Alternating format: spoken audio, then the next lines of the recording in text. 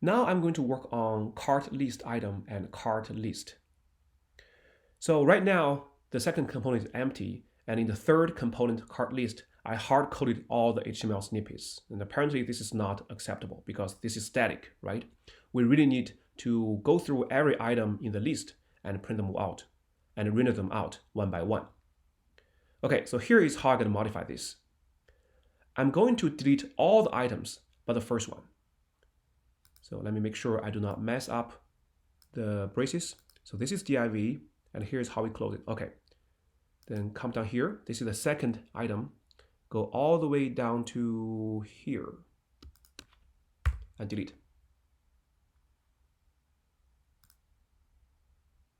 Okay. I'm going to cut and paste this part in the second component because we're going to show the picture, name, this minus, number, plus this cross, all those HTML elements in the cart list item. Okay, and this cart list item is contained in the cart list. So we're not showing those stuff in the cart list, we're showing them in the cart list item. So I'm going to move them into the template here. So here we're going to have a template.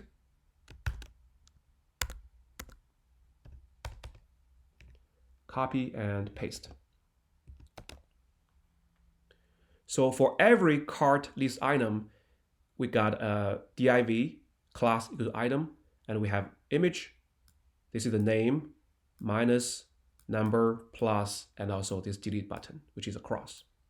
Okay, then what is in cart list? In the cart list, we should really have several cart list items, right? So in other words, we're using cart list item component inside this cart list component. So first, we're going to register this component, the second component, in the third component, just like what we did when we register the three child components, title, list, and total, into the parent component, shopping cart. Do you remember how to do it? So after, we're going to come back to the template later on. So after template, we have components. So I'll call this cart list item. Is referring to cart list item. Okay. After this, I can use cart list item in here.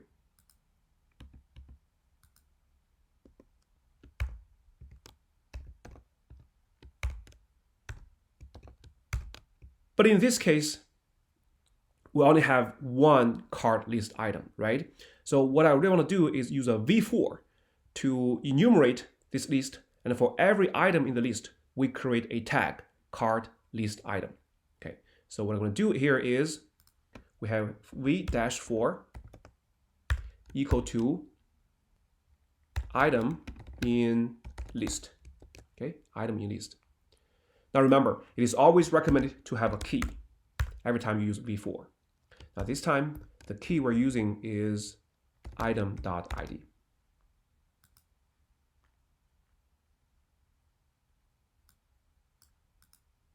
So it looks like I missed a closing braces here.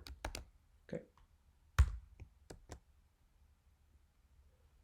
What we're going to do is, for each item, we're going to pass this item from the cart list to its child, which is the cart list item. So what we're going to do here is, in the cart list item, we're going to define a prop. Just called item, okay? Just called item. So in here, item equal to item, okay? So the item in the list right here is passed to the item prop in the child component, okay? I know this is a little bit complicated. You can pause this video and think about it. Okay, let's come back to second component. In here, the second component accepts this item. So we need this item's picture, we need this item's name, and we also need the item's number. Okay, so right now we hard-code everything. Apparently this is not acceptable. So what we're gonna do here is we're gonna delete this hard-coded picture and use item.img. and we have to use vbind. Okay, so add a colon here. And of course, we cannot hard code this name here. We have to use our favorite mustache notation, item.name. Same thing here. The value should be item.number. And also use vbind. Now we don't have to change minus, we don't have to change plus, we don't have to change this delete. Okay. All right. So the source goes to item.image, the name is item.name, and the value of this input box initially is item.number. All right, everything looks good. Just second component and third component. Okay. Before I view in browser, let me explain this again. In the cart list, which is the parent in this context, parent and child. So we got this list, and we use v4. For every item, we're going to pass this item to the child component's prop. Okay, so once this child receives this prop, it will render item.image, item.name, item.number. Okay, let me right click and view in browser. As you can see, that's successful, right? So this is the image, this is the name, and this is the number. So let's come back here. If I go all the way down and change Nimbus 2000 from 2, let's say to 20, save, go back here. If I refresh, pay attention to this one here. It becomes 20, okay? It becomes 20. Also, when I press F12 and go to view, and here it shows the relationships between all those components. As you can see under root, which our view instance, there is a shopping cart. Now this is the parent component. Under shopping cart, there are 3 components: title, list, and total. And we worked on the cart list and also cart item. So this is the first component, the first child component in cart list. The first one, second, third, fourth, and fifth. If I press shopping cart, you will see in this panel, we got 5 components.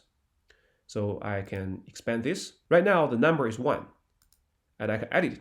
If I change it to 10 and press enter, now pay attention to the number here. It's changed to 10 because view is reactive. Any change you made to the data in the JS code will be updated automatically by view's reactivity system. Okay, so we're almost done. Our next task is to add behaviors to this page. That is, if I press minus, this number will go from 10 to 9. If I press plus, this number will go from 10 to 11.